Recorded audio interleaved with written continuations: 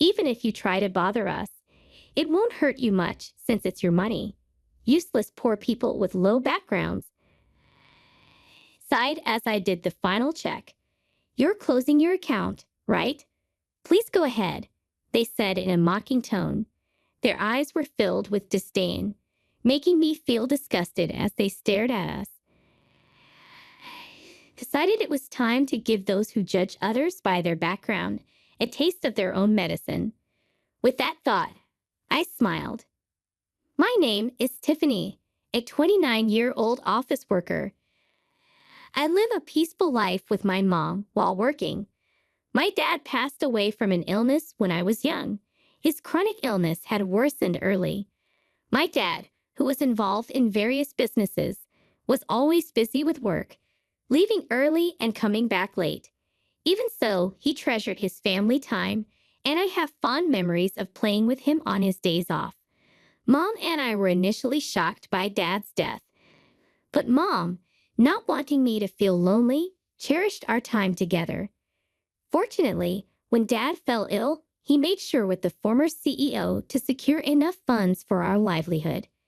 Thanks to that, I was able to go to college, and both Dad's and Mom's parents were very supportive, especially my paternal grandparents, who lived nearby, took great care of me when Mom was at work.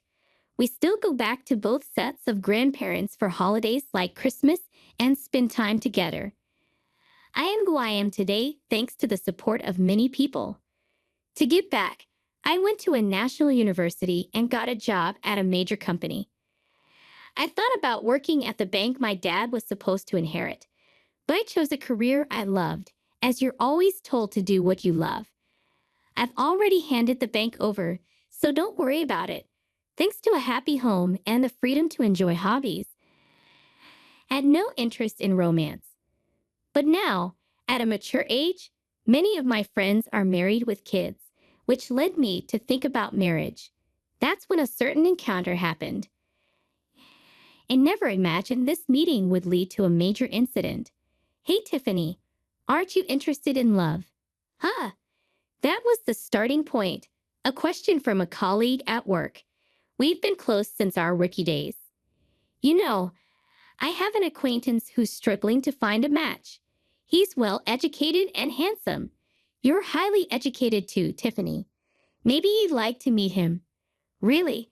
I've always thought it's a waste for someone as high-spec as you, Tiffany, said a few people in the office. She has a wide network and always shares various stories. She's living with her boyfriend she met at a party and seems very happy. She's quite concerned about my lack of romantic involvement. I had even consulted her about marriage, leading to this arrangement. A few days later, I agreed to meet a man named Joseph. The rendezvous was at a cafe. As I waited nervously, a man approached me. Tiffany? Ah, yes. Nice to meet you. You're Joseph, right? Yes. Thank you for today. Joseph's expression was blank as he looked me over. It felt like he was sizing me up, and I was a bit taken aback. Then taking a seat opposite me, he quickly started the conversation. What do you do for work? I work in sales at a company.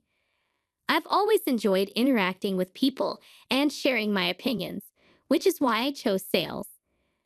I find it fulfilling, and I love the moments when customers are happy with their purchases.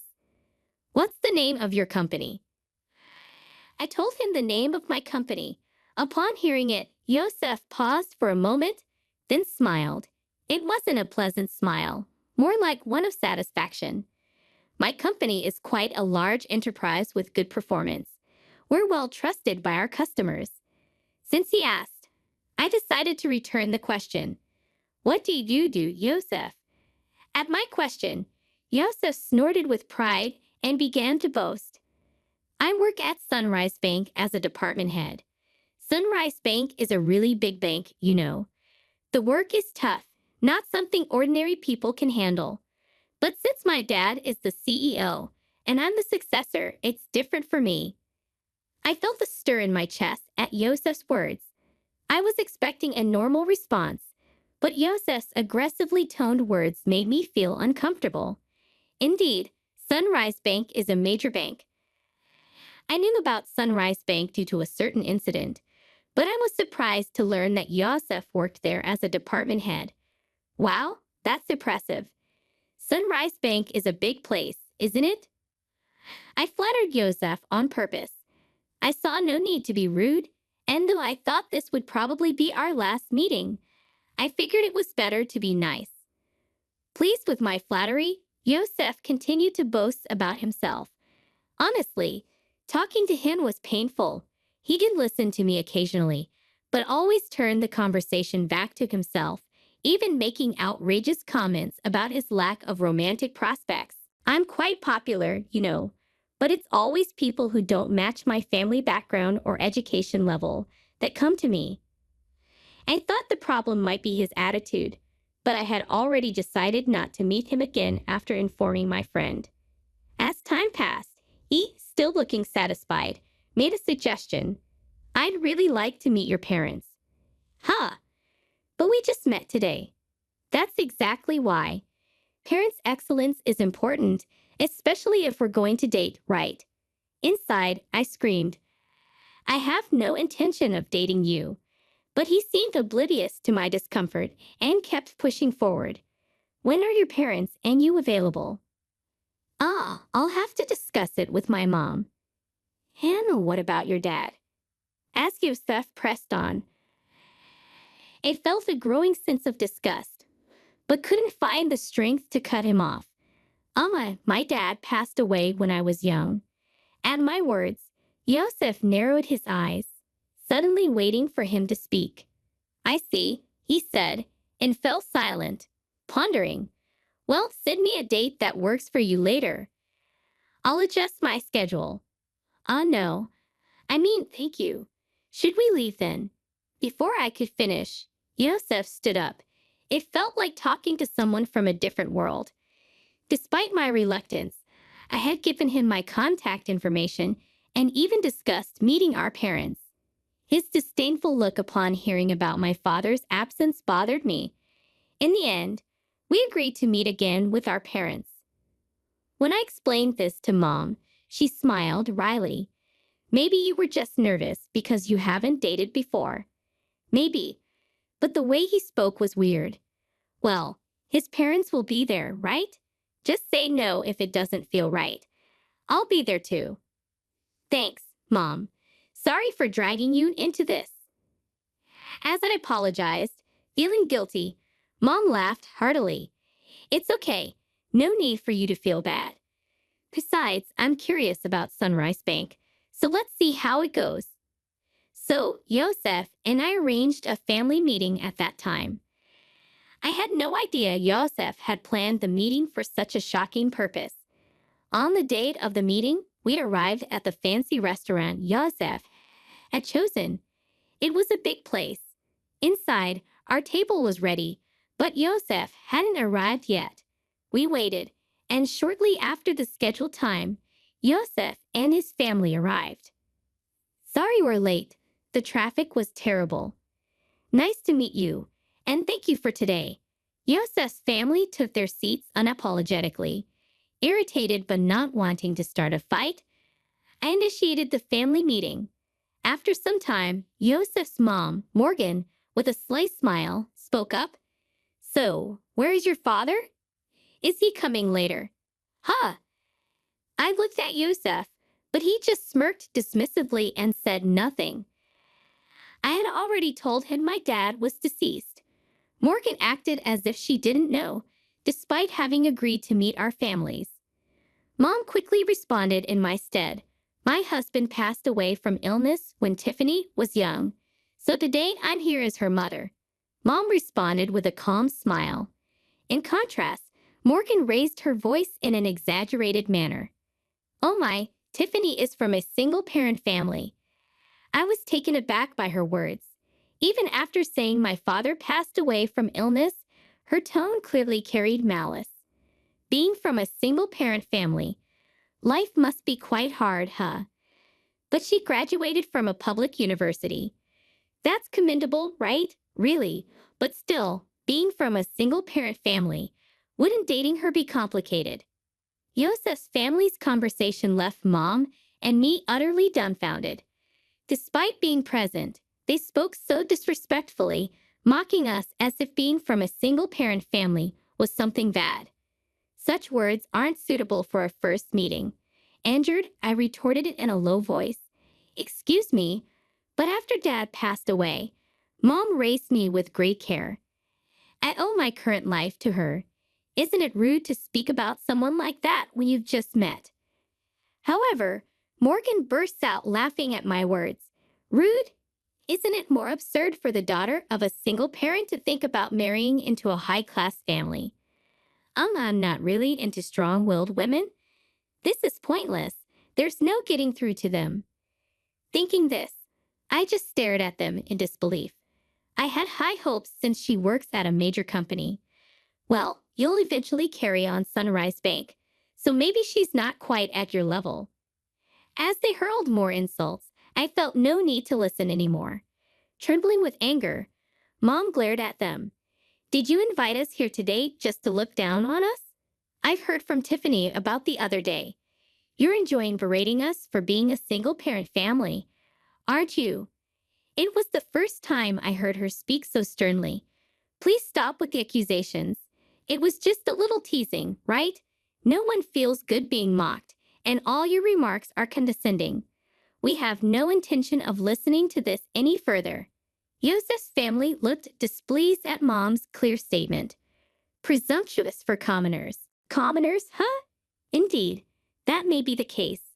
But this has made up my mind. Yosef's family looked briefly surprised at Mom's words, then burst into laughter. They seemed to be thinking, what can you possibly do? Mom sighed and began to speak. Actually, we have funds deposited with your bank, but we don't wish to entrust them to people like you. Oh, really? But we don't know your name, so it can't be much, right? It's probably insignificant. That's right, even if you try to trouble us with your funds, it won't really affect us. Low-class poor people are not needed. I realized that Eden Mom's last attempt at reconciliation was in vain. They continued to speak disdainfully, unaware. I sighed and made the final confirmation. We're closing our account. Okay, go ahead, they said with a mocking tone and disdainful expressions as they looked at us. I thought to myself, let's make those who judge others by their background suffer a bit. I smiled at the thought. Is that so? Then we will proceed as such, and please consider this meeting never happened. Of course, we had no intention of marrying a daughter from a single-parent family. Well then, we will take our leave now. Mom and I stood up. Oh, don't worry about today's bill. It's too expensive for you. Is that so? Well then, I said. With that, our family meeting ended. Later, I made a phone call. Weeks later, my mobile phone was flooded with calls from Yosef. Of course, I had anticipated this and had no intention of answering. It was their own responsibility. I immediately blocked the number. A few days later, I received a call from Grandpa Kyle. Summoned by Kyle, Mom and I headed to Sunrise Bank. In the meeting room, Yosef's family, looking pale, was present. As soon as they saw us, Morgan stood up and rushed over to bow deeply. I didn't respond to Morgan's apology. Instead, I just smiled and asked, "What exactly are you apologizing for?" Morgan bit her lip, trembling with anger and frustration. There were too many things they should apologize for, which probably made her feel overwhelmed. This whole situation started because I said we would close our account. Our account wasn't particularly large, and closing it wouldn't have caused much damage. But Kyle's case was different. Kyle managed the inheritance my dad left at Sunrise Bank for our benefit. He also had his own account there. If all accounts, including Kyle's and my dad's inheritance, were closed, it would total about $7 million. Their disrespect caused this decision, and importantly, Kyle is the former CEO of the bank. Dad was supposed to take over the bank but passed away young, So the position went to Scott. I didn't know Tiffany was related to the former CEO, Scott, looking anxious, pleaded as if making an excuse. But that's no excuse. Even if they didn't know, their prejudice against our family is their own fault. You mean if we were relatives, you would have treated us differently. Hey, don't talk to Dad like that. It's your fault for not telling us from the start that your grandpa was the former CEO. I don't have any obligation to tell a stranger like you that. Besides, you were the one who started it and made fun of us. Remember, Yosef, unable to retort to my words, narrowed his eyes in frustration. You insulted me knowing I was from a single-parent family.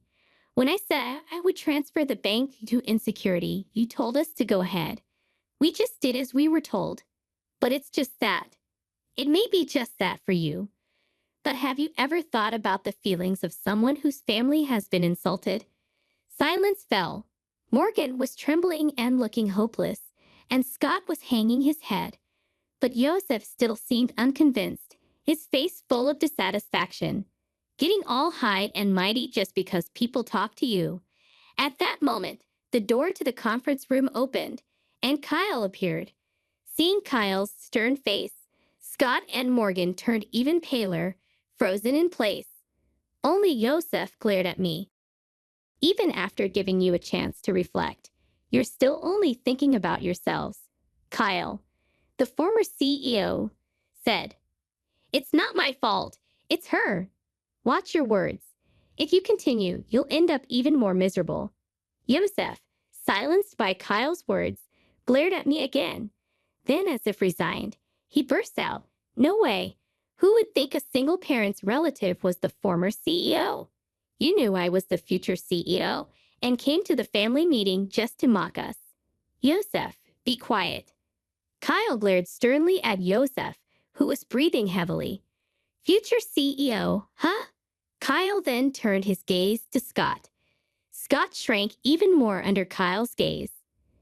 I understand wanting to leave the bank to your son, but now that I know his mindset, it's impossible for him to continue as CEO. That's ridiculous. Over something like this. Scott started to retort but sat down again under Kyle's gaze. You still don't understand that your attitude is the problem. Though I'm retired, the board will decide. If you have something to say it to them. Remember, we recorded the previous conversation and this one. Don't forget that the voice recorder will serve as evidence. I took out a voice recorder in front of the three and pressed play. The recorder started playing back our conversation from the other day. How dare you prepare something like that? It's unfair. It was just a precaution. But remember, you forced me into this situation. Joseph had nothing to say in return, and their faces turned pale. Thank you, we'll handle it from here, they said. So Mom and I left. Ultimately, Kyle didn't transfer the funds, at least not officially. Scott was removed from his CEO position, and Joseph was demoted. Seemingly unable to handle the blow to his pride, Joseph resigned voluntarily. Kyle's influence in the financial industry meant Joseph would struggle to find work in the same field again. Whether Scott knew this or not, he seemed determined to work until retirement, but Kyle said it would be tough for him both mentally and physically. Morgan, who used to wield power as the CEO's wife, apparently started part-time work to maintain her lifestyle, but her character likely made it hard for her to keep a job. I'm really sorry. It's okay. You didn't know, right? I only shared what happened with the friend who introduced me to Joseph. She just heard about him through someone else and wasn't at fault. Mom was initially concerned about being a single parent, but I'm happy now and can live thanks to the support I've received. When I told her that, she smiled and said thank you. After everything was taken care of, Kyle told us to come over to his house again sometime. I'm really grateful for Kyle's help in resolving the situation. It was tough, but I'm happy now, so it's okay. I have some good news for you. Really? It's not about dating again, is it? It's a friend of my boyfriend this time. He's definitely a good guy. I'm not interested in dating right now, but I'm satisfied with my current life. I want to keep cherishing those who support me, and maybe someday I'll meet someone I really click with.